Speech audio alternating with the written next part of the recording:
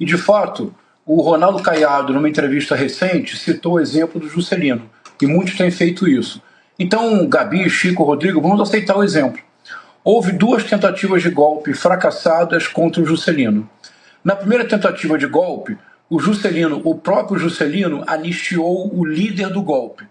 O que fez o líder do golpe, depois de ser anistiado, tentou um segundo golpe. Foi um dos líderes do segundo golpe contra o Juscelino, junto com o então capitão Bournier da Aeronáutica. Nesse segundo golpe, no final do governo do Juscelino, passou o governo para o Jânio Quadros, o Juscelino já não podia anistiar. O Jânio Quadros anistiou o capitão Bournier da Aeronáutica. Ele voltou para o Brasil. Gabi, foi um dos artífices do golpe da ditadura militar de 1 de abril de 1964. Não apenas. O capitão Bournier, como pôde seguir a sua carreira, chegou a ser brigadeiro, o posto máximo da aeronáutica. Você sabe quem foi o brigadeiro Bournier, Gabi? Um dos principais e mais abjetos torturadores da ditadura militar. Foi o homem que principiou a torturar o ex-deputado Rubens Paiva, exato, o levou à morte sob tortura e ocultou o seu cadáver. O brigadeiro Bournier foi responsável por transformar as instalações da aeronáutica num dos mais terríveis centros de tortura da ditadura militar. Foi na instalação da aeronáutica no Galeão, no Rio de Janeiro, que o jovem Stuart Angel Jones foi torturado brutalmente até a morte. Não apenas isso, o cadáver foi ocultado. Surgiu então uma das maiores heroínas da história do Brasil, uma das pessoas de maior coragem que nós tivemos nos nossos séculos de história. A mãe do Stuart Angel Jones, Zuzu Angel, estilista famosa. O Stuart Angel era filho de um norte-americano. Ela viajava o mundo inteiro fazendo exibições da sua estilística. Ela denunciou a ditadura militar em coleções de roupa em Nova York. Ela denunciou a ditadura militar em todas as instâncias, em todos os países do mundo. Sabe o que fizeram com ela, Gabi? A ditadura militar assassinou Zuzu Angel num acidente forjado em São Conrado. Há fotos em que aparece um torturador, Paulo Perdigão, olhando o corpo da Zuzu Angel morta. É isto o que acontece quando se anistia um golpista. Ele volta mais forte sem limites.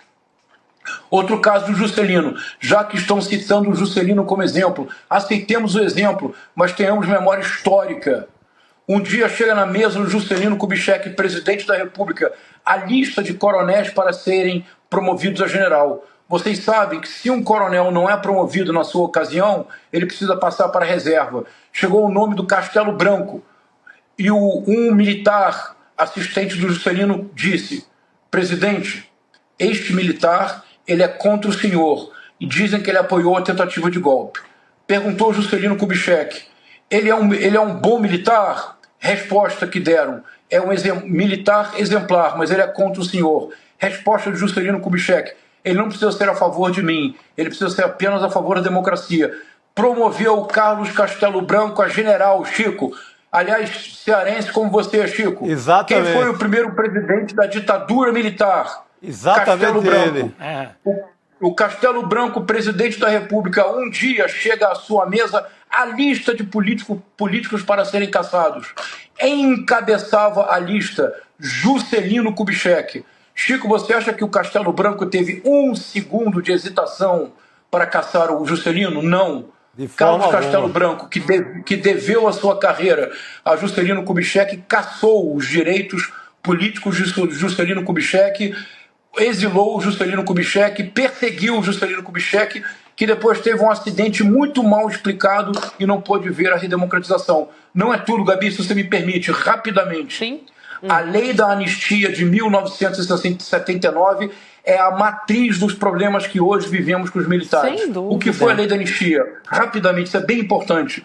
Uma lei promulgada pelo João Batista Figueiredo em 15 de agosto de 1979, que tem 2 aberrações. A primeira delas é o arco temporal. Isso, Rodrigo, ninguém presta atenção, porque você pensaria que o arco temporal da lei de anistia seria anistiar os crimes políticos entre 1 de abril de 1964, data da ditadura, e 15 de agosto de 1979, data da promulgação. Gabi, não.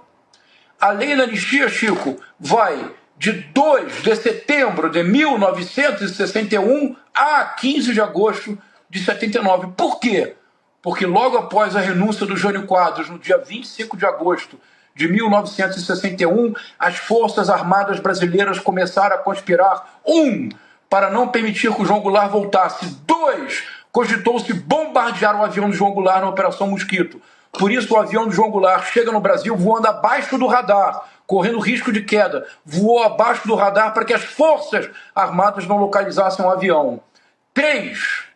Porque desta forma, os 3 anos entre 61 e 64, as Forças Armadas ativamente conspiraram para desestabilizar o governo João Goulart. Uma prova, criou-se em 1961 chamado IPES, um Instituto de Pesquisas e Estudos Sociais, cuja finalidade, Brasil paralelo da década de 60, era produzir material anticomunista de propaganda para desestabilizar o governo João Goulart. Quem era o presidente do IPES, do princípio até o final? Só deixou o IPES após a ditadura militar para criar o temido SNI, o general Goberido Couto e Silva. Quem financiou o IPES? Os americanos e empresários brasileiros. Quem? Walter Moreira Salles, Paulo Maluf, que à época era apenas empresário, não era ainda político. Depois ele descobriu que a política podia ser um negócio muito mais rentável.